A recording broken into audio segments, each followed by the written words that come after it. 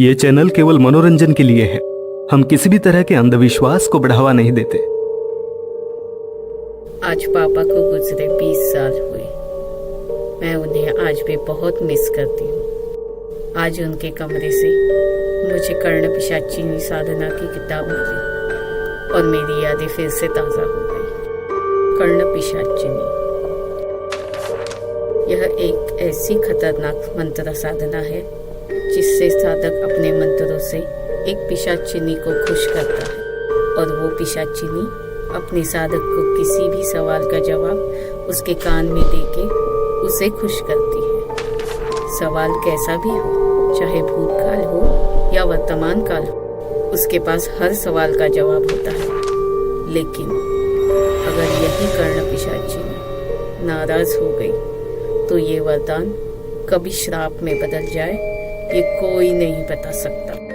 ये बहुत साल पहले की बात है। तब हम बहुत गरीब थे। हमारी जमीन साहूकार ने धोखे से हड़प ली थी। खाने पीने के भी लाले लगे थे।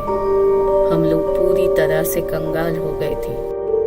तभी मेरे पापा को उनके दोस्त ने कर्ण पिशाचिनी साधना के बारे में बताया तो मेरे पापा को ये आखिरी रास्ता नजर आया। उन्होंने 41 दिन की कड़ी साधना की और इसके चलते उन्होंने एक कर्ण पिशाचिनी को खुश कर लिया। पापा अब शहर आ गए थे। जो भी कुछ पैसा बचा था उन्होंने वो शेयर मार्केट में लगाया। उनकी कर्ण पिशाचिनी कौन से शेयर्स के भाव बढ़ने वाले हैं या गिरने वाले हैं या उनके कान में बता दी। हर रोज पापा नई नई जगह इन्वेस्ट करते और ढेर सारा पैसा कमाते। देखते देखते हम लोग थोड़े ही दिन में रईस हो गए। हमारे पास अब सब कुछ था। पापा से बड़े बड़े लोग मिलने आते और उनकी सलाह लेते। एक दिन पापा के दोस्त ने हमारे घर पे सरप्राइज पार्टी रखी क्योंकि पापा बाहर कहीं भी जाना अवॉइड करते।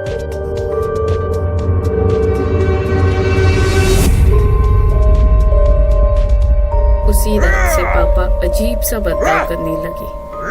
दिन रात वो अपने आप को कमरे में बंद कर लेते और चिल्लाते रहते। शायद किसी की बड़बड़ से तंग आए। मुझे या मम्मी दोनों को अंदर आना मना था। पूरा दिन शराब के नशे में धुत अपने कान में रुई डालते और अपना सर कस के बांध लेते थे। किसी भी डॉक्टर को बीमारी का पता नहीं चल रहा। एक दिन तंग आकर मेरी मम्मी ने एक तांत्रिक को बुलाया। उसने कहा कि पापा की कर्ण पिशाचिनी उनसे नाराज हो गई। शायद पापा ने ऐसा कुछ किया था जिससे वो नाराज हो गए। तांत्रिक ने कहा कर्ण पिशाचिनी को बदौलत शराब और मांसाहारी खाना देना पड़ा। वो अपने साधक को किसी दूसरी औरत के साथ बर्दाश्त नहीं कर सकती और तो और अपनी पत्नी, बेटी, माँ या बहन के साथ भी नहीं। पापा रोज शराब पीकर चिल्लाते रहते। उन्होंने शेयर मार्केट में ट्रेडिंग करना भी बंद किया था। पापा ने खाना पीना छोड़ दिया। उनकी तबीयत खराब होने लगी क्योंकि उनकी कर्ण पिशाचिनी नाराज होने के कारण पूरा दिन पापा के कान में वो चिल्लाती रहती।